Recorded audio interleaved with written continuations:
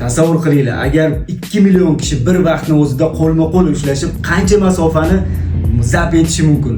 1989-yil 23-avgust kunida mana shunaqa tarixiy voqea yuz bergan. 2 million kishi bilan Latviya, Estoniya, Litva shaharlari sobiq ittifoqdan chiqish uchun, ya'ni o'z mustaqilliklarini mana shunaqa tinch yo'l bilan e'lon qilish uchun harakat qilishgan. Ya'ni ular bir vaqtning o'zida 2 milliondan oshiq kishi 600 kilometrdan oshiq masofani billa qo'lma-qo'l ushlashib mana shunaqa aksiya o'tkazishgan. Menimcha buni hozir tasavvur qiladigan bo'lsak, bu juda ham ko'p odam.